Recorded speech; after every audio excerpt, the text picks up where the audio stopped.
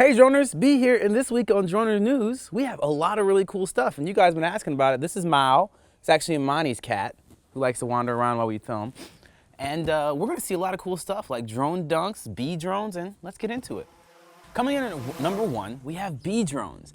As you may or may not have heard, pesticides have been killing bees in the masses, which is a huge issue because bees pretty much make our food through pollination. So these guys are trying to come up with, in Japan, a way to make drones pollinate flowers. And in theory, this is absolutely terrifying for a couple different reasons. Number one, if you've never seen Black Mirror, check it out on Netflix. Holy crap, that's scary. And number two, if you watch this video, you'll see that there's a lot of work to be done. Like, it's literally like a micro drone that they're literally just like throwing at flowers. It's just like, yeah, look how it pollinates, and it's just like, boosh, just like just lands on it, crashes, and then just picks itself back up. So like it captured some pollen to pollinate other flowers. It's like, no, it's destroying the entire flower bed. Either way, I think we have to be thinking like this. As if we're going to keep destroying our planet and electing the orange man to be doing things like that, then we should probably make sure that we figure out a way to have technology try to save us. All right, coming in at number two, we have Amazon with parachute drops. Now, that's an interesting title for this because I think it's a lot more, but as I've said before, Amazon is quite serious about this delivery game when it comes to drones, as are a lot of other delivery people. And Amazon has just patented a parachute system that allows us so that, it's just pretty much saving energy. It's like, okay, it saves a lot more energy to have the drone drop something that has a parachute on it than it does for it to land, drop, and then pick itself up and then fly away. So it's just a parachute system that they have, but Amazon is getting pretty serious with their patents. I mean, they have all kind of patents, including like charging stations on top of light posts and rooftops, and even like an entire like hub of something that flies like 45,000 feet in the air, just sits there, and the drones fly from it and come to it, which to me is absolutely incredible. It kind of reminds me of like that Avengers movie where the things shoot stuff at the... Okay, either way, that's what Amazon's doing, and I think it's gonna be really cool. Look forward to drones delivering packages to you. Almost made sense.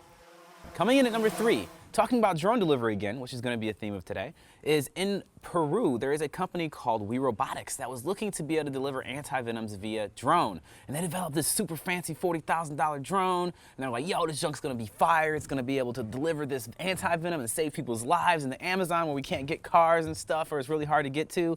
And they try to power it up, and it's just like, nah, homie, I'm too complicated. I'm not in the mood for you right now.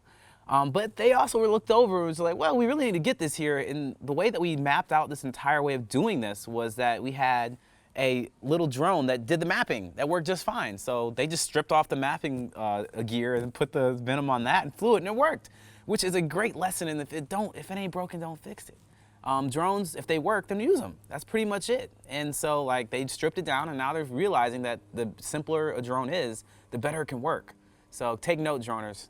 Sometimes simpler is better. All right, so coming in at number four, I don't know if you guys remember or not that in Connecticut there was some guys who got brought to court because they stuck a flamethrower to their drone, and they were like, dang, that was a bad idea.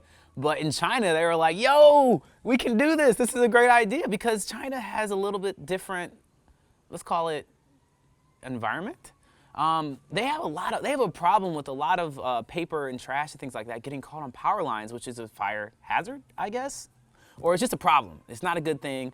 And so they're actually starting to implement flamethrower drones to fly up to these power lines and literally throw flames at them and burn off all the trash.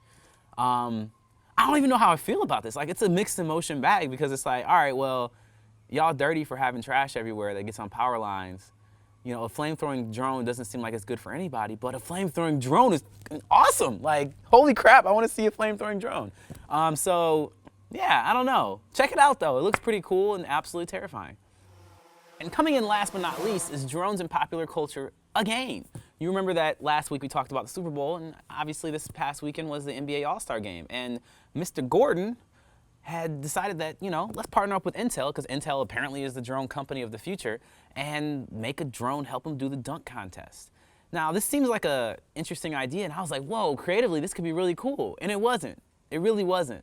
Like, it was just a big drone that dropped a ball. That's all it did, was drop a ball. And the worst part is it took him 4 tries to get it right. 4 tries. Like, it's just, I don't know, like every level of the execution of that just didn't work. And what's even more interesting to me is that it took 3 people to fly that drone. Now, I get it when you have 3 people, like when we do cinematography stuff, it's like, okay, you have a pilot, you have a camera pilot, and then you have the visual observer.